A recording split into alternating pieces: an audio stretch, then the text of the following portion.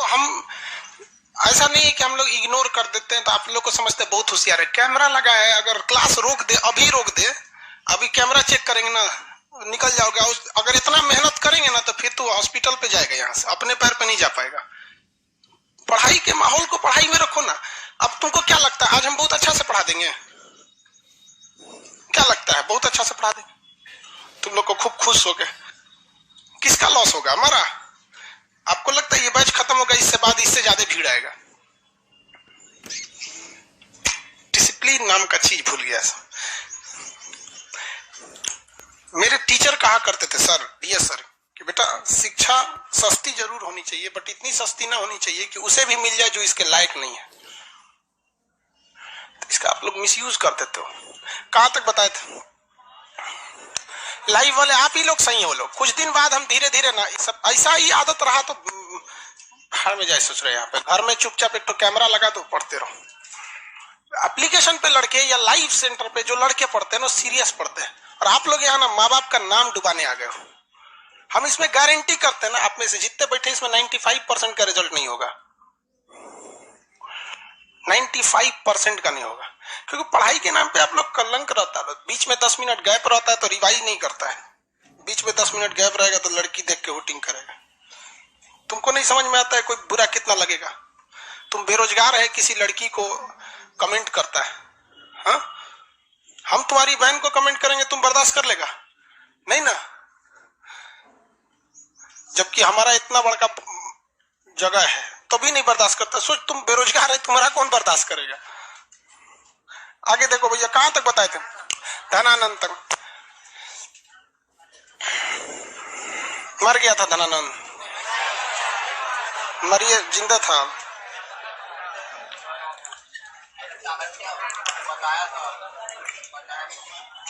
Start करते हैं हम लोग। लाइव वाले लोग, आप लोग देखो यार, यहाँ पे ना 2-4 तो होता है सब ना, पड़ोसी का होता है सब संपत्ति। अब बताओ यार, जिसके बाप की गलती है उसको हम कैसे सुधार सकते हैं?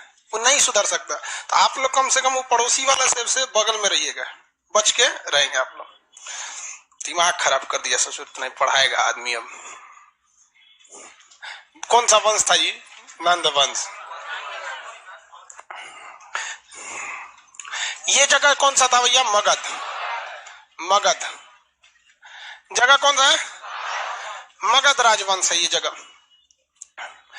और यहां से एंट्री कौन मार रहा था? सिकंदर। तो भैया सिकंदर जब यहां पर आक्रमण किया तो मगध में कौन सा वंश था? नंद वंश। कौन सा वंश था? सिकंदर की सेना क्या ब्यास नदी पार की थी? सिकंदर की नौसेना प्रमुख था नियारकस, और थल सेना का प्रमुख था सेल्यूकस निकेटर। खुद एलेक्जेंडर निकेटर यानी सिकंदर अपनी सेना के साथ लौट गया। इराक में बेबीलोन में 323 ईसा पूर्व इसकी क्या हो गई? मृत्यु हो गई। शहर का नाम बेबीलोन। जो सिकंदर, इसके पिताजी का नाम फिलिप, इसके गुरुजी का नाम अरस्तु, अरस्तु के गुरु का नाम प्लेटो, उनके गुरु का नाम सुकरात। सुकरात को जहर देकर मार दिया गया था। बहुत बड़े दार्शनिक थे। उन्होंने क्या कह दिया था? उन्होंने कहा था कि जो देवी देवताओं को बलि चढ़ाया जाता है, जैसे मुसलमान में भी बलि दिया जाता है, हिंदू धर्म में भी किसी किसी जगह पे क्या जाता है? बलि दिया जाता है। तो वैसे ही उन्होंने भी कहा था कि ये सब चीजें गलत है, ये सब नहीं करना चाहिए। उनको टंगवा दिया फांसी, उन्हीं का बलि चढ़ा दिया। धार्मिक चीज बड़ी उठपटांग होता है। सोच रहा है यहाँ पे कुछ अच्छा बोलो चाहे खराब, मतलब नहीं है। तू बोला काहे रे, सीधे कर दो। तो ये सुकरात थे। सुकरात के चेला का नाम प्लेटो, प्लेटो के चेला अरस्तु, अरस्तु के चेला सिकंदर। तो गुरु का महान देखे बड़का बड़का ये सब, ये ग्रेड का पहले गुरु था सब। आजकल ना चेला उस तरह रह गया, ना गुरु उस तरह रह गया। दोनों की गलती हो चुकी है। चेला भी वैसे ही रह गया ना आजकल का। चलिए देखिए, तो यहाँ पर सेल्यूक ये तो मर गए। अब एक बात बताइए, अभी भी तो यहाँ नंद वंश चल रहा है। नंद वंश के बाद ना आएगा मौर्य वंश।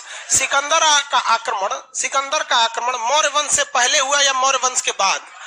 मौर्य वंश से पहले। किसका आक्रमण हो गया? सिकंदर का। लेकिन ऐसा नहीं है कि सिकंदर भारत पर आक्रमण करने वाला पहला राजा था। सिकंदर भारत पर आक्रमण करने वाला पहला राजा नहीं था। सिकंदर से पहले जगह पड़ जाता था, ये पाकिस्तान है, यहाँ पर जगह का नाम है ईरान। अभी भी आप देख रहे हो बड़ा टेंशन से गुजर रहा है, हालांकि जो बाइडेन आए तो थोड़ा ठीक ठाक है। तो ईरान में हकमनी वंश था। कौन सा वंश था? हकमनी वंश। हकमनी वंश के शासक डेरियस। हकमनी वंश के शासक डेरियस। क्या नाम था? डेरियस। डेरियस। हकमनी वंश के शासक डेरियस प्रथम। इन्हें हम लोग दाए बाहु कहते हैं। क्या कहते हैं? दाए बाहु। इसने पहला आक्रमण किया, किंतु ये भी उतना सफल सफल नहीं हुआ, यहाँ पर ही कुछ खास काम नहीं किया, लौट गया, इसलिए इसका कोई खास महत्वता नहीं है। तो आपसे कहेगा कि क्या भारत पर आक्रमण करने वाला पहला विदेशी सिकंदर था? हाँ, सिकंदर था। इसका मतलब मखदूमिया वंश नहीं था जो मैसेडोनिया से आया था, क्या वो था? नहीं था। सिर्फ भारत पर आक्रमण करने वाला पहला वंश कौन था? हखमनी वंश। पहला वंश हखमनी वंश। हखमनी वंश कहाँ पे था भैया? ईरान। हखमनी वंश ईरान। हखमनी वंश कहाँ था? ईरान। हखमनी वंश के शासक कौन थे? डेरियस। उन्होंने भारत पर आक्रमण किया। बहुत बड़े ना राजा थे, ना ही बहुत बड़ा आक्रमण था, इसलिए इस पे कोई खास चर्चा नहीं होती है। लेकिन हाँ, याद रखना चाहिए कि मौर्य वंश की स्थापना से पहले, मौर्य वंश की स्थापना से पहले कौन कौन आक्रमण करके गया? सिकंदर। और सिकंदर से पहले डेरियस। डेरियस किस देश का था? ईरान। कौन सा वंश था? हखमनी वंश का। कोई बहुत बड़ा आक्रमण हुआ? नहीं हुआ। अब हम लोग सीधा एंट्री मारते हैं किधर पे? मौर्य वंश की ओर। अब देखिए, चाणक्य ने किसका फाइल निपटा दिया? सिकंदर का। किसका निपट गया? सिकंदर। अब चाणक्य के आगे अगला रास्ता क्या था? हाँ, धनानंद। चाणक्य के आगे अगला रास्ता धनानंद था। धनानंद को मारने के लिए इसने अपने सबसे प्रिय शिष्य किसे चुना? चंद्रगुप्त। चंद्रगुप्त मौर्य को। चंद्रगुप्त मौर्य की माता का नाम मोरा था। ये लोग पशु वगैरह पालते थे। ऐसा कहा जाता है कि ये निम्न जाति के थे। किस जाति के? निम्न जाति के। हालांकि कई जगह पे इन्हें मतलब क्षत्रिय बताया गया, लेकिन ये क्षत्रिय थे नहीं। ये किस जाति के थे? निम्न जाति के रहने वाले थे। किसी को कोई दिक्कत नहीं है। तो महापद्मनंद का बेटा धनानंद। धनानंद ने किसकी बेइज्जती किया था? चाणक्य की। चाणक्य ने अपना किस शिष्य को चुना? चंद्रगुप्त मौर्य। किसे चुना? चंद्रगुप्त मौर्य। चंद्रगुप्त मौर्य जो थे उसने वो इनके माता का नाम क्या था? मोरा। ऐसा कहा जाता है कि इनके पिता को बंदी बना लिया था चंद्रगुप्त मौर्य। तो देखिए, सॉरी, धनानंद। तो धनानंद से दुश्मनी चंद्रगुप्त मौर्य की भी थी। किसको लेकर? पिता को लेकर, चंद्रगुप्त मौर्य को भी। और धनानंद से दुश्मनी चाणक्य को भी थी, अपनी बेइज्जती को लेकर। और धनानंद से दुश्मनी खुद उसके पूरे मगध की प्रजा को भी थी। ये हमेशा नशा में मिलीन रहता था। खुद इसकी बेटी दूरधरा इसको पसंद नहीं करती थी, बाबूजी को अपने। दूरधरा जो थी इसकी खुद की बेटी थी, उसको ज्यादा पसंद नहीं करती थी। तो ये इस सब को देखते हुए अगल बगल के साम्राज्य को धीरे धीरे मौर्य, चंद्रगुप्त मौर्य तथा इसके गुरु का नाम क्या था? चाणक्य। क्या नाम? चाणक्य। ये लोग अगल बगल के साम्राज्य को, किसको? अगल बगल के साम्राज्य को क्या करने लगे? मिलाने लगे और अपने ओर लेने लगे। और इन्होंने डिसाइड किया कि अब हमको कहाँ आक्रमण करना है? मगध में करना है। हालांकि इनका पहला आक्रमण सफल हुआ था कि असफल हो गया था? असफल हो गया था, क्योंकि डायरेक्ट कहाँ चल गए थे? पाटलिपुत्रा। डायरेक्ट ये लोग पाटलिपुत्रा चले आए थे, क्योंकि मगध की राजधानी जो हो गई थी, क्या हो गई थी? पाटलिपुत्रा। मगध की राजधानी पाटलिपुत्रा हो गई थी। लेकिन ये सफल नहीं हो पाए थे। सफल नहीं हो पाए। बाद में धीरे धीरे अलग अलग साम्राज्य को मिलाते गए, छोटी बड़ी सेना सबको मिलाते गए और अचानक आक्रमण कहाँ किया था? मगध में। और मगध में जब आक्रमण किया तो दूरधरा इत्यादि के सहयोग से इन्होंने महल के उस गुप्त रास्ते का पता लगा दिया जो सीधे कहाँ जाता था? महल के अंदर। और धनानंद का क्या कर दिया था? अंत कर दिया। और धनानंद के अंत के बाद भारत में कौन सा वंश आ गया? मौर्य वंश। कौन सा वंश भैया? मौर्य वंश। इससे पहले कितने वंश आप देख चुके हैं? देखिए, हसीन मशूक शाह। हसीन मशूक शाह। हसीन मशूक शाह। कौन सा वंश? हर्यंक वंश, शिशुनाग वंश, नंद वंश। नंद वंश के पहले शासक धनानंद, सॉरी, महापद्म नंद। कलिंग पर आक्रमण किया था। क्षत्रियों का नाश करके सर्व क्षत्रांतक उपाधि, कलिंग पर जीत कर एकराट की उपाधि धारण किया था ये धनानंद। धनानंद का बेटा, सॉरी, महापद्म नंद। महापद्म नंद का बेटा धनानंद। धनानंद ने उड़ीसा यानी कलिंग में नहर का निर्माण किया था। इसने चाणक्य को निकाल दिया। इसकी हत्या किसने किया? चंद्रगुप्त मौर्य। कौन से वंश की स्थापना कर दिया? मौर्य वंश। क्या जगह भी चेंज हुआ था? नहीं।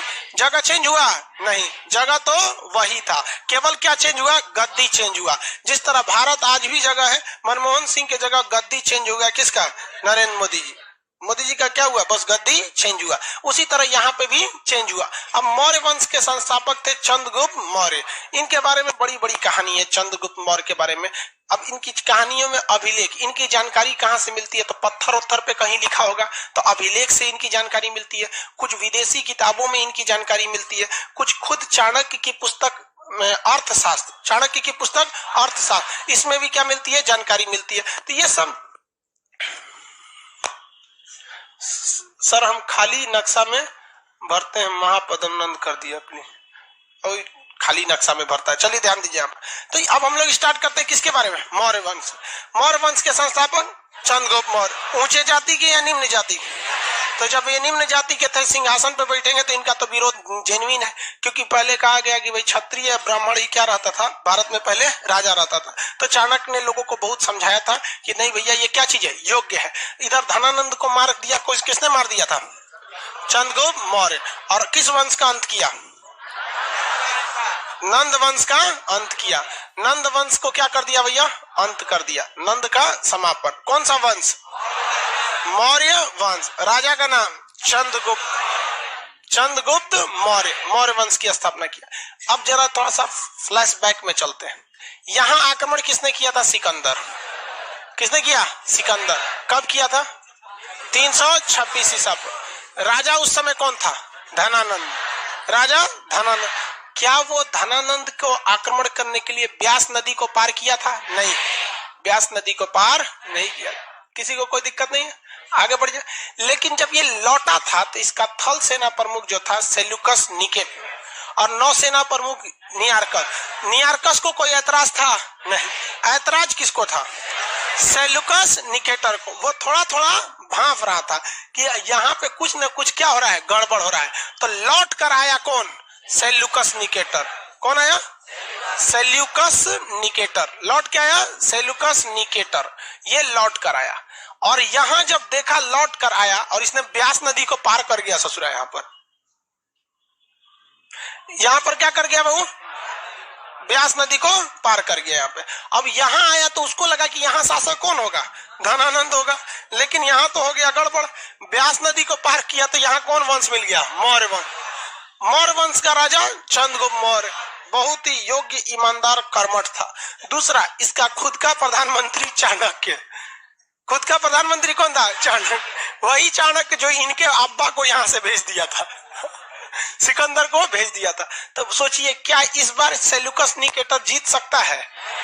हेलने का तो हेल गया यहाँ पर। लेकिन दिक्कत ये थी कि इसको ये बात का किसी ने बता दिया कि भैया यहाँ चंद्रगुप्त मौर्य के पास बहुत ज्यादा हाथी हैं सब। तो इसने भी अपनी सेना में क्या लेके आया था? हाथी लेके आया था। ये बात पता चल गई चंद्रगुप्त मौर्य के प्रधानमंत्री यानी चाणक्य को कि ससुरा हाथी लेके आया है। तो युद्ध का माहौल बनाने से पहले ये लोग थोड़ा सा समय कर लिए, घेर लिए इत्यादि को पूरी तरह से, और बरसात का दिन का इंतजार किया और युद्ध को उस डायरेक्शन में ले गए जिधर पानी भर जाता है। अब जब पानी भर जाएगा ना तो उसमें चंद्रगुप्त मौर्य ने अपनी फौज में जो बहुत सारे मात्रा में घोड़े को रखा था। चंद्रगुप्त मौर्य ने क्या रखा? घोड़ा। घोड़ा ससुरा पानी हिल जाता है, बढ़िया से दौड़ जाता है, थोड़ा थोड़ा पानी में एकदम आराम से दौड़ जाता है, और हाथी बिछला के गिर जाती। अब ससुरा हाथी गिरेगी तो उठने में 10 मिनट टाइम लगेगा। भाई अब समझ लीजिए हम लोग मतलब पतला दुबला आदमी, हम लोग अगर गिर गए तो फटाक से उठ जाएंगे। कोई 2 कुंटल का है, उठ पाएगा? जल्दी नहीं उठ पाएगा। तो इसमें सोचा हाथी उसकी फंस गई। दूसरा, चंद्रगुप्त मौर्य ने अपनी, ये तो पूरी तरह षड्यंत्र में था, अपनी फौज में इसने स्वतंत्र घोड़ों को रखा था, घोड़ा वगैरह। सचुरा रथ लेके आए थे, महाभारत लड़ रहे रथ लेके आए।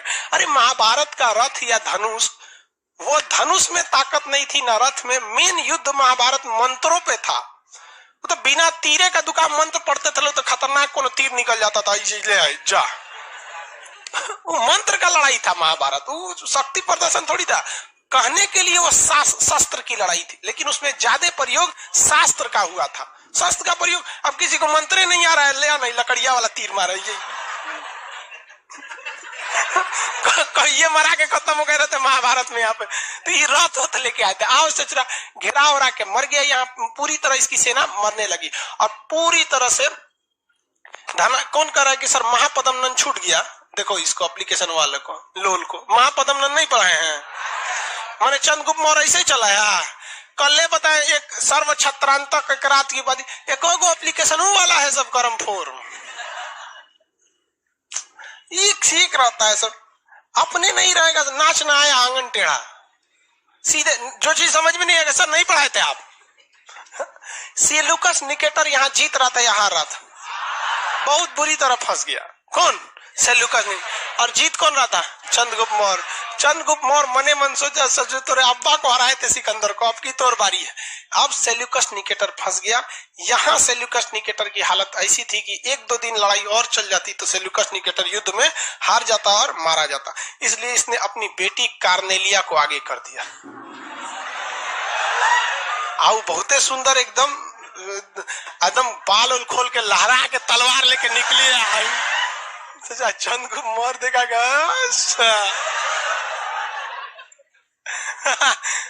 अब उसके आगे आप समझ में करते हैं। फर्स्ट टाइम देखा तुझे लव हो गया, सेकंड टाइम में सब हो गया। चंद्रगुप्त मौर्य ने किसको बोला? सेल्यूकस निकेटर को, बबुआ हम एक से ब्याह कर दो। दोनों में क्या हो गया? शादी ब्याह हो गया। आए थे युद्ध का नगाड़ा बजाने, बज गया तिलक। नहीं समझ गया? तिलक हो गया। अभी दोनों में क्या हो गया? शादी हो गया। तो चंद्रगुप्त मौर्य ने शादी किससे किया? कार्नेलिया, जिसे हम लोग हेलन भी कहते हैं। क्या कहते हैं? हेलन। कार्नेलिया को क्या कहते हैं? हेलन कहते हैं। अब वो क्या बन गए? ससुर जी। क्या बन गए? ससुर जी। लेकिन ये बताइए, कभी ऐसा बाप निश्चिंत होकर रह सकता है, वो भी ऐसे दामाद से जिसे युद्ध के मैदान में लड़ाई लड़ रहा था कुछ दिन पहले? नहीं। तो इसको एक बात का टेंशन जरूर था कि कहीं ऐसा ना हो कि हम यहाँ से अपनी सेना लेकर वापस जाएं यूनान, तो यहाँ हमारी जो पत्नी है हेलन, इसको कहीं नहीं, इसकी जो पत्नी है यानी उसकी बेटी हेलन, कहीं उसको चंद्रगुप्त मौर्य थूर मत दे। अगर थूर थार दिया तो दिक्कत हो जाएगा। तो इसने सोचा थूरे ना, इसके लिए क्या करें? तो दहेज दिया। क्या दिया? दहेज। दहेज में एरिया, आराकोसिया, जेड्रोसिया, पेरिस्पेमियाई, ये 4 गो क्षेत्र दहेज में दे दिया। एरिया, आराकोसिया, जेड्रोसिया, पेरिस्पेमियाई का वर्तमान नाम है काबुल, करधान, मकरात और हेरान। काबुल, कंधार, मकरान और हेरात। काबुल, कंधार पूरा अफगानिस्तान था उस तरह, मकरात और हेरात ये पूरा पाकिस्तान। तो चंद्रगुप्त मौर्य के दहेज में मिला था पूरा पाकिस्तान और पूरा अफगानिस्तान। एक बिहारी के छोड़े हुए दहेज पर आज 2 देश खड़े हैं सब। इतिहास गवाह है, सोचा बिहारी बहुत दहेज लेता है। अरे बाप रे बाप, गजब। लेकिन बहुत गलत है ये, आप लोग समझिए इसको गलत। दहेज हमको सोचा, दहेज में हमको लगता है कि खूब से खूब हमारा 11-12 हजार रुपया से ज्यादा ना मिलने वाला, बहुत हो गया। क्या करेंगे दहेज लेके? कितना दे सकते हैं? हाँ, इतना तो मतलब देने के लिए चंद्रगुप्त मौर्य के पास भी नहीं रहेगा। हम किसी का पेट नहीं भर सकते ना इच्छा। भाई हमको जितना रहेगा हम अपने हिसाब से रखेंगे। सबको कहते हैं आप ज्यादा दहेज लेंगे, ज्यादा नखड़ा उठाना पड़ेगा, ज्यादा खर्च करना पड़ेगा। और लड़की को भी कहते हैं जो ज्यादा दहेज लेता है, आप ससुराल को ससुराल नहीं अपना हॉस्टल समझिए, जिसका एक ही बार फीस भर दिए आप लोग। समझ में गया? सास ज्यादा हुक्म चलाए तो सीधा कहिए। खान सर बोले थे कि दहेज लिया ससुराल, ससुराल नहीं हॉस्टल है, तुम मेरी सास नहीं वार्डन है, हॉस्टल की वार्डन। यहाँ पे तू एक पैसों लेगी, दहेजों लेगी, इज्जत लेगी, कोई एक चीज मिलेगा, एक चीज, सम्मान या पैसा। डिसाइड करियो क्या मिलना चाहिए आपको। पैसा कोई बहुत बड़ा चीज नहीं होता है यहाँ पे। समझ में आया कि नहीं? क्या कौन चीज हो गया? तोरा वैसो दहेज ना मिलेगा, टेंशन नहीं। सर हम नहीं लेंगे, एक मिलबो कहाँ करेगा? लड़की लोग बताओ उसको मिलेगा? तो लड़की मिल जाए बहुत है।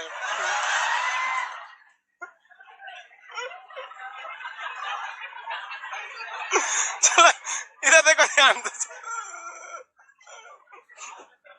दहेज नहीं लेना चाहिए, गलत बात है यहाँ पे। खुद से इतना काम है। देखिए लड़की सब को भी भाई, देखिए लड़की सब में भी क्या कर, लड़का का ही एक तरफा गलती नहीं होता है दहेज में। लड़की रहेगी ग्रेजुएशन हिस्ट्री ऑनर से, और उसको पता नहीं है कि पानीपत की तृतीय लड़ाई कब हुई थी, और उसको लड़का चाहिए सरकारी नौकरी वाला। दहेजवा मेन यहाँ से शुरू होता है। बेरोजगार हो, बेरोजगार से शादी करो, दहेज मांगने की झंझटें नहीं है। नौकरी है, नौकरी वाले से करो, नहीं मिलेगा। लेकिन जब आप रहिएगा पहली कक्षा में और सोचिएगा 7वीं कक्षा में, मतलब अपने से ऊपर वाले में लगेगा, भाई पैसा लगबे करेगा, जेन्युइन है, पैसा लगेगा। आप उस कैटेगरी के रहिए, कोई दिक्कत नहीं है। नहीं समझ में आएगा? लड़कियों सब में नहीं होते, अपने कुछ ना पता रहता है। लड़का चाहिए हमको एकदम सरकारी नौकरी। सरकारी नौकरी मिले करेगा सरकार। आप लड़की लोग में जिसका जॉब हो जाएगा, किसी को दहेज देने की जरूरत नहीं पड़ेगी। क्या जरूरत दहेज? कोई मंगबो नहीं करेगा दहेज, जानता है कि दहेज से ज्यादा का सैलरी हो जाएगा, और दहेज उसमें जरूरत भी नहीं पड़ेगी। पढ़ लिख के नौकरी ले लीजिए, 50% अपने ससुराल वालों को दे दीजिएगा, और कुछ जब तक माँ बाप जिंदा है माँ बाप को दे दीजिएगा। जब माँ बाप चले जाए तब भाई को थोड़े देना, तब 100% दीजिए। समझ आएगी नहीं? तो इसने शादी किससे कर लिया? हेलन से। और पूरा पाकिस्तान और अफगानिस्तान क्या मिल गया? दहेज में। इसके बावजूद इसको डर लगता था कोई मारे मत उकरा। रीजन समझिए कि ये बिहारी और सीबीएसई बोर्ड की यूनान की जमेगा कब वो? नहीं, वो सुबह उठ के ब्रेड बिस्कुट खाए वाली, ये दाल चावल खाने वाला जमवे नहीं करता था। तो इसलिए इसने अपना एक दूत भेजा, मेगास्थनीज। मेगास्थनीज क्या भेज दिया? मेगास्थनीज। क्या भेजा था? मेगास्थनीज। चंद्रगुप्त मौर्य के दरबार में सेल्यूकस निकेटर ने किसे भेजा? मेगास्थनीज को। कहा कि देख, अगर हमारी बेटी पिटाएगी, चाहे कुछ भी क्या होगा, तामझाम होगा यहाँ पर, तो तुमको क्या कर लेना है, तुरंत हमको क्या करना है? संदेश भेजना है। क्या करना है? संदेश भेजना है। किसी को कोई दिक्कत है आगे बढ़ जाए तो तुरंत संदेश। लेकिन बाद में धीरे धीरे सब सही हो गया, कोई दिक्कत नहीं रह गया, यहाँ पर सब कुछ सब खुशहाल जिंदगी जीने लगे। मेगास्थनीज में बिहार में बस गया अच्छा से, इसको भी कोई दिक्कत नहीं आने लगा। और इसने एक किताब लिख दी मेगास्थनीज ने, नाम था इंडिया में रह के लिखा, इसलिए नाम क्या पड़ गया? इंडिका। इंडिका पुस्तक में क्वेश्चन आएगा कि मगध वंश की जानकारी सबसे बेहतरीन किस पुस्तक में? इंडिका में। यानी प्राचीन भारत की जानकारी के लिए इंडिका सबसे महत्वपूर्ण बोर्ड। उसने कहा भारत में कुल 7 तरह के लोग रहते हैं, 7 वर्गों में बांटा था, ऊंची जात, नीची जात इत्यादि वगैरह में कई तरह के लोगों में बांटा था मेगास्थनीज ने। और मेगास्थनीज ने यह बात भी कहा था कि भारतीय लोगों को पढ़ने में इंटरेस्ट है। किसमें इंटरेस्ट है? पढ़ने में। लिखने में इंटरेस्ट नहीं है, ये लिखना नहीं चाहते हैं, केवल क्या करना चाहते हैं? पढ़ना चाहते हैं। और इसी मेगास्थनीज ने संदेश भिजवाया था किस पे? सेल्यूकस निकेटर को। मतलब सब चीज ठीक ठाक है, हेलन आपकी ठीक रह रही है। चंद्रगुप्त मौर्य ने एक दिन मेगास्थनीज से पूछा कि रे बकलोलवा, जब उसको ब्याह कराना था हमरा से, बेटियों देना था, दहेजो देना था, तो युद्ध काय किया था वो? कहा कि बकलोल है आप, ओकरा हाथी चाहिए था। उधर कोनो हाथी ठीक ठाक नहीं मिल रही थी, सब यूरोप वगैरह में सब जो हाथी थी सब सीबीएसई बोर्ड की थी, सब सुस्त टाइप की। तो यहाँ से वो हिंदी मीडियम वाली हाथी ले जाना चाहता था कलिंग से। कहा कि ओ माय गॉड, हाथी चाहिए थी। कहा कि बुलाओ बुलाओ बुलाओ। 500 हाथी क्या किया? गिफ्ट में दे दिया। कौन मा बड़का गिफ्ट दिया? दहेज में कितना लिया ये नहीं देख रहे हैं?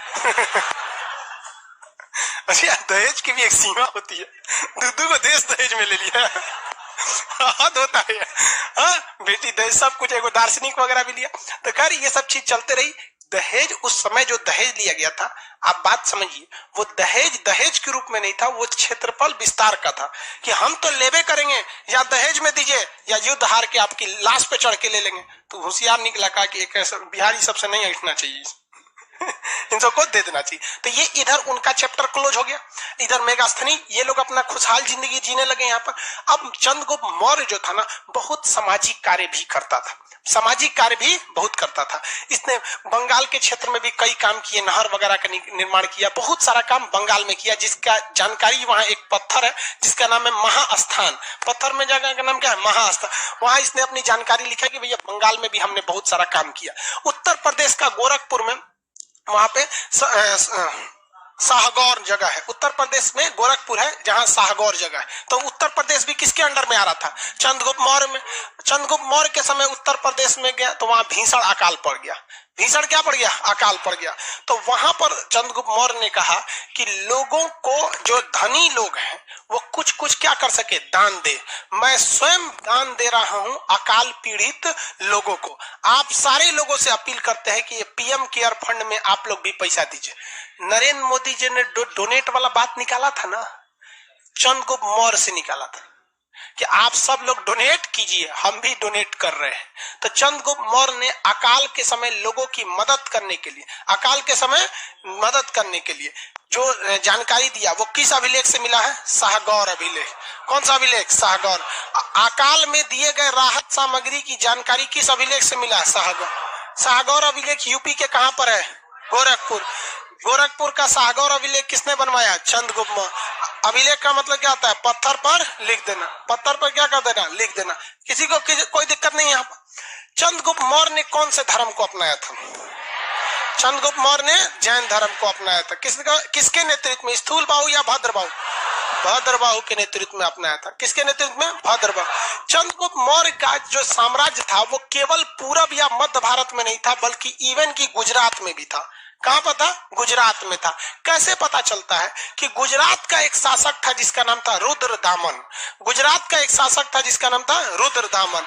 बहुत साल बाद जब पत्थरों की खुदाई हो रही थी तो वहां एक अभिलेख मिला, जो किसका अभिलेख था? रुद्रदामन का। और रुद्रदामन ने लिखा है कि मैं गुजरात का शासक रुद्रदामन यहाँ स्थित सुदर्शन झील का पुनर्निर्माण करवा रहा हूँ। निर्माण नहीं करवा रहा हूँ, पुनर्निर्माण करवा रहा हूँ। इस झील का निर्माण, किस झील का? सुदर्शन झील का निर्माण। इस झील का निर्माण चंद्रगुप्त मौर्य यानी मगध का शासक चंद्रगुप्त मौर्य ने सरकारी खर्च पर कहां पे कराया था? गुजरात में कराया। कहां कराया था? गुजरात। इसका मतलब ये पता चलता है कि चंद्रगुप्त मौर्य का साम्राज्य पूरब में बंगाल तक था कि नहीं था? अब पश्चिम में गुजरात तक, और दहेज में तो एक दो ले लिया था। तो चंद्रगुप्त मौर्य का पश्चिमी विस्तार, चंद्रगुप्त मौर्य का पश्चिमी विस्तार की जानकारी किस अभिलेख से मिलती है? जूनागढ़ अभिलेख। किस अभिलेख से? जूनागढ़ अभिलेख। किस अभिलेख से? जूनागढ़ अभिलेख से। जूनागढ़ अभिलेख किसका है? जूनागढ़ अभिलेख किसका है? किसका? रुद्रदामन। तो रुद्रदामन ने क्या लिखा है कि हम बनवाए हैं झील? क्या लिखा है? पुनर्निर्माण करवा रहे हैं, जीर्णोद्वार या पुनर्निर्माण करा रहे हैं। इसका निर्माण मगध शासक चंद्रगुप्त मौर्य ने सरकारी खर्च पर कराया था। महास्थान अभिलेख कहाँ है? बंगाल में। महास्थान अभिलेख बंगाल में। तो इससे यह पता चलता है कि चंद्रगुप्त मौर्य का शासन पूरब तक था। और जूनागढ़ अभिलेख से क्या पता चलता है कि चंद्रगुप्त मौर्य का शासन पश्चिम तक था। और मेगास्थनीज की पुस्तक इंडिका जो है, इंडिका, इससे पता चलता है कि भैया एरिया आराकोसिया जेड्रोसिया ये दहेज में लिया था। अकाल के समय दी जाने वाली सामग्री की जानकारी किससे मिली? शाहगौर अभिलेख से। किस अभिलेख से? शाहगौर। कौन अभिलेख भैया? शाहगौर अभिलेख। शाहगौर अभिलेख कहाँ है? उत्तर प्रदेश के गोरख। आप बताएंगे चंद्रगुप्त मौर्य को इतना महान बनाने में सबसे ज्यादा योगदान किसका? किसका था? चाणक्य। चाणक्य के पिताजी का नाम क्या था? गुणी। गुणों से भरपूर थे, क्वालिटी था, गुण नहीं बोलते, बहुत गुणवान व्यक्ति है, तो गुणी थे। गुणी पुत्र चाणक्य। गुणी पुत्र चाणक्य। इनके पिता का नाम क्या था? गुणी। तक्षशिला में ये क्या करते थे? शिक्षा, मतलब प्रोफेसर थे। तक्षशिला कहां पर है? पाकिस्तान में। तक्षशिला पाकिस्तान। उस समय पाकिस्तान में नहीं था, भारत में था। अभी है पाकिस्तान में। तो तक्षशिला कहते। क्या नाम था? चाणक्य। चाणक्य का दूसरा नाम बता सकते हैं? विष्णुगुप्त या कौटिल्य। विष्णुगुप्त या कौटिल्य। विष्णुगुप्त या कौटिल्य। बहुत ही विद्वान व्यक्ति थे। इनकी पुस्तक का नाम बता सकते? क्या नाम है? अर्थशास्त्र। अर्थशास्त्र। क्या यह अर्थशास्त्र इकोनॉमी से रिलेटेड है? अर्थशास्त्र इकोनॉमी से ना रिलेटेड होके राजनीति से है। किससे? राजनीति से। किससे? राजनीति से। अर्थशास्त्र। ऐसा ही एक किताब लिखा गया है जिसको द प्रिंस, किताब का नाम है प्रिंस, मैकियावेली ने लिखा है। किसने लिखा है? मैकिया। यूरोप का एक ऐसा ही विद्वान व्यक्ति था जिसका नाम था मैकियावेली। उसने किताब लिखा द प्रिंस। द प्रिंस में वैसी ही बातें लिखी गई हैं जो अर्थशास्त्र में लिखी गई। चाणक्य की पुस्तक अर्थशास्त्र में लिखा गया है कि राजा किस तरह से महान हो सकता है, और मैकियावेली की पुस्तक द प्रिंस में लिखा है कि राजा किस तरह से महान हो सकता है। द प्रिंस का मतलब ये होता है राजा। तो बताइए भारत का मैकियावेली किसे कहते हैं? चाणक्य को। भारत का मैकियावेली। अब भारत की द प्रिंस पुस्तिका अर्थशास्त्र, दोनों की चीजें एक ही हैं। द प्रिंस ये अर्थशास्त्र का संबंध किससे है? राजनीति से। किससे है? राजनीति से। अर्थशास्त्र में कुल कितने अधिकरण हैं? 15 अधिकरण। अधिकरण मतलब लेसन। अर्थशास्त्र में कुल कितने लेसन है? 15 अधिकरण है। 15 अधिकरण है। अर्थशास्त्र को किताब का रूप समाजशास्त्री ने दिया था। क्या दिए थे? समाजशास्त्री ने दिया था। एक व्यक्ति था, खैर कोई बात, उससे कोई इंपॉर्टेंट नहीं है। समाजशास्त्री नामक विद्वान ने दिए थे। अर्थशास्त्र जो है वो किससे संबंधित है? राजनीति। इसमें कहा गया है कि किसी भी राजा के पास 7 अंगों का होना जरूरी है, जिसे राजा का सप्तांग सिद्धांत कहते हैं। क्या कहते हैं? सप्तांग सिद्धांत। किसी भी बढ़िया राजा के पास क्या कितने गुण होने चाहिए? 7। कितने गुण होने चाहिए? 7। इसे हम क्या कहते हैं? सप्तांग सिद्धांत। राजा का कौन सा सिद्धांत? राजा का सप्तांग सिद्धांत। राजा का कौन सिद्धांत? सप्तांग सिद्धांत। अब 7 सिद्धांत हम समझते हैं। जैसे मान के चलिए ये कोई क्षेत्र है, ये कोई क्षेत्र है। अब राजा के पास क्या चीज होना चाहिए? इस जगह का मान के चलिए कि कोई क्या है? राजा है। इसके पास कितनी चीजें होनी चाहिए? 7, कम से कम ये 7 होना चाहिए। सबसे पहले राजा योग्य होना चाहिए, वरना क्षेत्रफल कितना भी बड़ा रहेगा, धनानंद योग्य नहीं था, इसलिए उसका साम्राज्य क्या हो गया? बिखर गया। तो राजा क्या होना चाहिए? योग्य होना चाहिए। तो राजा हो गया। दूसरा कहा था कि अमात्य। अमात्य, अमात्य मतलब मंत्री। इनका मंत्री भी योग्य होना चाहिए, मंत्रियों को जो जिम्मेदारी दे वो काम अच्छे से कर सके। जैसे नरेंद्र मोदी भारत के एक तरह से राजा है, इनमें तो योग्यता है, सब कुछ करते हैं।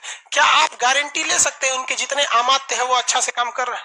एक नितिन गडकरी 100% जिम्मेदारी से काम कर रहे हैं सड़क निर्माण में। विदेश मंत्रालय भी ठीक है, गृह मंत्रालय, बाकी आधा तो मंत्रालय है कि जो कब न्यूज में नहीं आता है।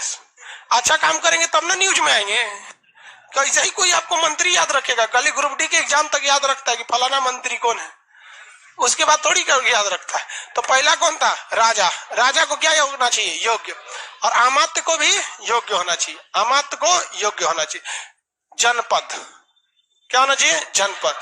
जनपद मतलब क्षेत्र। महाजनपद भी तो एक क्षेत्र था ना। जनपद मतलब क्या होता है? क्षेत्र। ये जो क्षेत्र होना चाहिए ये बेहतरीन होना चाहिए, उपजाऊ हो या खनिज संपदा हो, क्षेत्रफल बड़ा हो, पहाड़ी वगैरह एरिया से घिरा हो, मतलब क्षेत्रफल में कुछ ना कुछ विशिष्टता होनी चाहिए। इस क्षेत्रफल या जनपद के चारों ओर किलेबंदी हो, बॉर्डर बनाइए, या तो दीवार का परमानेंट बॉर्डर बनाइए या पहाड़ का नेचुरल बॉर्डर बनाइए, जिस तरह से अजात शत्रु के समय राजगीर में थी, या फिर बॉर्डर पे फोर्स लगाइए, बीएसएफ लगाइए, आर्मी लगाइए, लेकिन अपने जनपद के चारों ओर आपको किला बनाना है, यानी दुर्ग बनाना है। क्या बनाना है? दुर्ग बनाना है। क्या बनाइए? दुर्ग। सबसे पहले राजा के सप्तांग सिद्धांत में पहला राजा, दूसरा अमात्य, तीसरा, चौथा दुर्ग।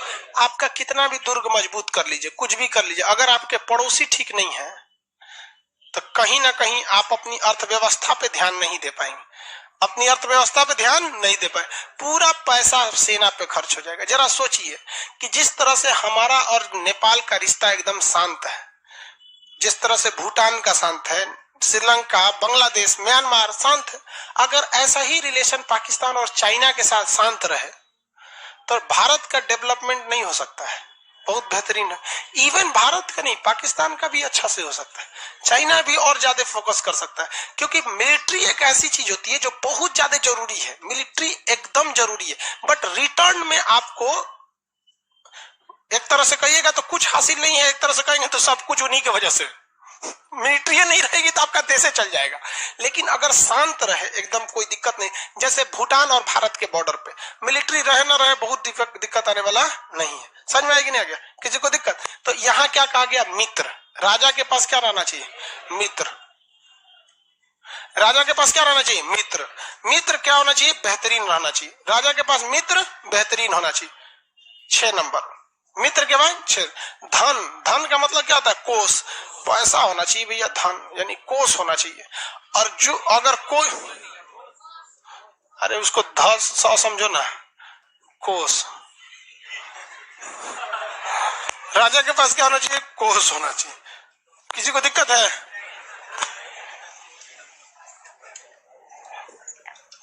राजा के पास क्या होना चाहिए? कोष। उसके बाद क्या होना चाहिए? दंड, न्याय। बहुत खतरनाक न्याय व्यवस्था होना चाहिए। न्याय इतना खतरनाक होना चाहिए कि मतलब व्यक्ति को डर लगे अपराध करने से पहले। कुछ सऊदी अरब वगैरह, खैर वहां का राजा बहुत जालिम होता है। एक तो वीडियो बनाए थे सऊदी अरब के राजा पे, देखते हैं। एक को तो सबसे बड़ा का खराब लगता है इन सब को, या 4 गो 5 गो 6 गो बियाह करता है, संभालता कैसे होगा सही सब? तनी भारत के महिला से कर ले 4 गो बियाह, देखो ना ब्रेन हेमरेज ना हो जाए तो कहेगा दिमाग छट जाएगी सब, गुस्सा दिलाएगी सब, खुद है अपने गुस्सा जाएगी सब। हमको लगता है कि वहां का लड़की सब बहुत सीधा होती होगी। भारत में कोई कर पाएगा 4 गो बियाह? यार तो 4 गो बियाह होने से पहले अगर आप में किसी का मन है मतलब 4 बियाह करने का, तो मेरी एडवाइस मानिए, अभी से एडवांस बुकिंग कराइए रांची पागल खाना में, क्योंकि शायद उस समय जगह ना बचे और आपको इमरजेंसी जरूरत पड़ेगी ही पड़ेगी, इसलिए प्री बुकिंग करा के रखिए। समझ आ गया कि नहीं आ गया? बताइए राजा के सप्तांग सिद्धांत में कितने सिंह? 7। पहला राजा, पहला, दूसरा अमत, फिर जनपद, जनपद के बाद दुर्ग, दुर्ग के बाद मित्र, मित्र के बाद कोष, कोष के बाद न्याय। भाई पैसा तो अच्छा रहना चाहिए ना, धन यानी कोष, कोष नहीं रहेगा तो आपका अर्थव्यवस्था क्या हो जाएगा? चौपट हो जाएगा। किसी को कोई दिक्कत नहीं है? आगे बढ़ जाए। एक है कि सऊदी अरब के यहाँ से कानून लाना चाहिए। नहीं भैया, इंडिया में कानून सही, हर देश का कानून अपनी जगह से, हम लोग का कानून गलत नहीं है, हम लोग का कानून बहुत अच्छा है, बस थोड़ा सा लेट हो जाता है, लेट हो जाता है। लेट नहीं होता, हम लोग का कानून भी तो एक नंबर। दामिनी के हत्यारा जो दिल्ली रेप केस हुआ 2014, 20 में फांसी हुआ, निर्भया केस में 2014 में हुआ, 14 में कर दीजिए फांसी। दिक्कत हमारी समस्या है, गलत न्याय नहीं है, हमारी समस्या लेट प्रोसीजर है। हमारे यहाँ एसएससी गलत नहीं है, सोचो लेट कर देती है 4 साल, इसलिए गलत है। समझ आ गया कि नहीं? हर चीज का एक टाइमिंग रहना चाहिए ना। यहाँ पे ये समझ में आ गया राजा के सप्तांग सिद्धांत, अर्थशास्त्र वगैरह सब कुछ समझ में आ गया आप लोग को? किसी को कोई दिक्कत नहीं है अर्थशास्त्र के सिद्धांत में? आगे बढ़ जाते हैं अर्थशास्त्र के सिद्धांत में। चंद्रगुप्त मौर्य अर्थ इनके चाणक्य के ही देखरेख में शासन करता था। अंतिम समय में चंद्रगुप्त मौर्य ने कौन सा धर्म अपना लिया था? जैन धर्म। कौन सा धर्म अपनाया? जैन धर्म। जैन धर्म। मेगास्थनीज इसकी सारी जानकारी कहाँ देते रहता था?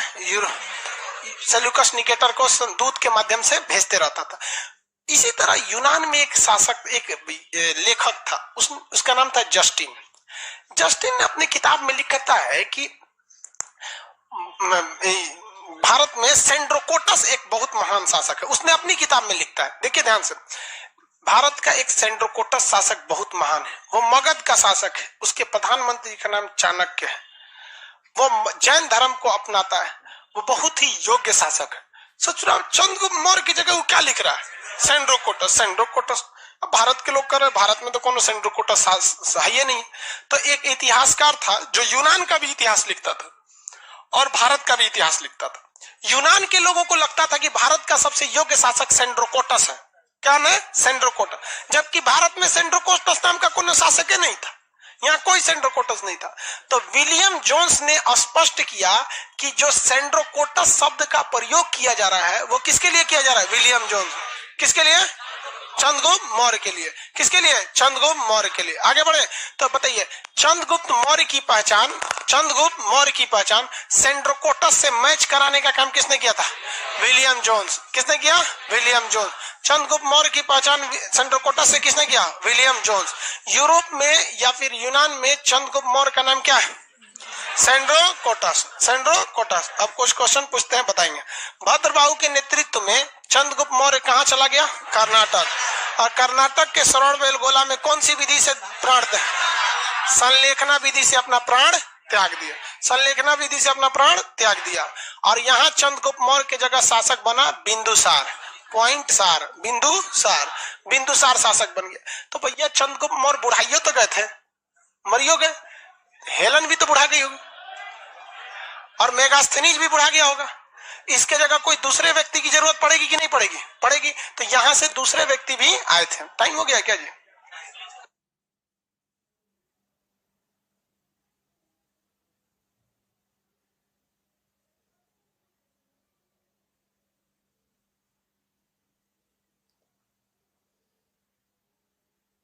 लाइव पटना वाला बहुत हल्ला करता है, पता नहीं कौन दुनिया का रहता है। 2 दिन छुट्टी करके 2 दिन का क्लास एप्लीकेशन पे डाल देंगे, 2 दिन यहाँ मिलवे नहीं करेगा। हर बैच को बार बार समझाएंगे। चंद्रगुप्त मौर्य ने अपनी जो प्राण त्यागा था किस विधि से? संलेखन। कहां पर? कर्नाटक। कर्नाटक के कौन सा पर्वत? श्रवणबेलगोला। कौन सा? श्रवणबेलगोला। कौन पर्वत? श्रवणबेलगोला। कहां पर है? कर्नाटक में। चंद्रगुप्त मौर्य के बाद अगला शासक कौन बना? बिंदुसार। अगला शासक बिंदुसार। बिंदुसार भी एक योग्य शासक था, लेकिन उतना महान काम नहीं कर पाया था बिंदुसार। चंद्रगुप्त मौर्य स्टार्ट करते हैं लोग। चंद्रगुप्त मौर्य ऊंचे जाति या नीचे जाति? चंद्रगुप्त मौर्य की माता का नाम? इनके पिता को बंदी बनाया था धनानंद। चंद्रगुप्त मौर्य की शिक्षा कहाँ पे हुई थी?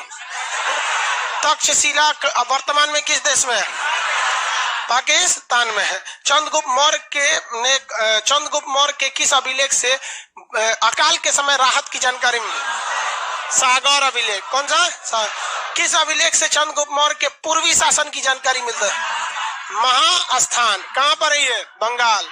किस अभिलेख से चंद्रगुप्त मौर्य के पश्चिमी साम्राज्य की जानकारी मिलती है? जूनागढ़ अभिलेख। जूनागढ़ अभिलेख क्या चंद्रगुप्त मौर्य का है? किसका है? रुद्रदामन। किसका है? रुद्रदामन का है। चंद्रगुप्त मौर्य ने किससे युद्ध लड़ा था? दो युद्ध लड़ा। पहले गद्दी पाने के टाइम धनानंद से, और गद्दी के बाद सेल्यूकस निकेटर। सेल्यूकस निकेटर ने चंद्रगुप्त मौर्य को कितने क्षेत्र दहेज में दिए थे? एरिया, आराकोसिया, जेड्रोसिया, पेरिसमेमियाई। एरिया, आराकोसिया, जेड्रोसिया, पेरिसमेमियाई। एरिया, आराकोसिया, जेड्रोसिया, पेरिसमेमियाई। एरिया, आराकोसिया, जेड्रोसिया, पेरिसमेमियाई। किसी को कोई दिक्कत नहीं है? आगे बढ़ जाए। यहाँ पे चंद्रगुप्त मौर्य कौन से धर्म को मानता था? चंद्रगुप्त मौर्य के प्रधानमंत्री का नाम, चाणक्य की पुस्तक का नाम, अर्थशास्त्र का संबंध किस विषय से है? अर्थशास्त्र में कितने अधिकरण है? 15 अधिकरण है। कितने अधिकरण है? अर्थशास्त्र में अधिकरण की संख्या 15। किसी को कोई दिक्कत नहीं है? अर्थशास्त्र में कितने अधिकरण? 15। अर्थशास्त्र के अनुसार राजा के सप्तांग सिद्धांत में कितने विषय? 7। कौन कौन? पहला राजा, दूसरा मंत्री, तीसरा जनपद, चौथा दुर्ग, पांचवा मित्र, छठवा, सातवां दंड। एकदम भयानक न्याय दीजिए, एकदम थूर थार के रद्द कर दीजिए। अगर किसी को गलती पर सजा नहीं देंगे तो उसका मन बढ़ जाएगा। इसके दरबार में कौन आया था? मेगास्थनीज ने भारतीय समाज को कितने भाग में? 7। भारतीय समाज को लिखने में ज्यादा दिलचस्पी थी या फिर पढ़ने में? चंद्रगुप्त मौर्य ने किसे 500 हाथी दिए थे? Seleucus Nicator. सेल्यूकस निकेटर की बेटी का नाम हेलन, का दूसरा नाम कार्नेलिया। चंद्रगुप्त मौर्य के दरबार में आए मेगास्थनीज की पुस्तक का नाम। इंडिका पुस्तक से किस वंश की जानकारी मिलती है? मौर्य वंश। मौर्य वंश किस वंश के पतन के बाद आया था? नंद वंश। तो मौर्य वंश जब आप पढ़ेंगे तो नंद वंश का पतन भी पढ़ना पड़ेगा। विशाख दत्त एक बहुत ही बड़े प्रसिद्ध लेखक थे। उन्होंने एक पुस्तक लिखा था मुद्रा राक्षस। विशाख दत्त की पुस्तक मुद्रा राक्षस। विशाख दत्त की पुस्तक मुद्रा राक्षस में कहा गया कि किस तरह से धनानंद के पाप का अंत हुआ और किस तरह से चंद्रगुप्त मौर्य के शासन का उत्थान हुआ। तो धनानंद की जो मतलब पतन है और चंद्रगुप्त मौर्य का उदय है, इसकी जानकारी विशाख दत्त की पुस्तक मुद्रा राक्षस। विशाख दत्त की पुस्तक मुद्रा राक्षस। किस इतिहासकार ने बताया था कि जो सेंड्रोकोटस है वही चंद्रगुप्त मौर्य है? William Jones. संलेखना विधि से प्राण त्याग किए कर्नाटक के किस पर्वत पर? श्रवणबेल गोला। कब इन्होंने प्राण त्यागा? 298 ईसा पूर्व। इनके बेटा का नाम बिंदुसार। बिंदुसार गद्दी पर बैठा तो क्या बिंदुसार भी जैन धर्म मानता था? कौन सा धर्म? आजीवक संप्रदाय। ये बता दिए थे संप्रदाय में। कौन सा संप्रदाय? आजीवक संप्रदाय। बिंदुसार के कितने बेटे हुए? 2। नजायज की बात नहीं कर रहे हैं, 2 ओरिजिनल बेटे, सुसीम और अशोक। सुसीम कुछ खास काम नहीं किए, अशोक बहुत काम किया। अशोक के बारे में पढ़ना बहुत ज्यादा है। इसको हम लोग कब क्लास करेंगे? कल। आज के लिए इतना है। आराम से निकलिए, डिसिप्लिन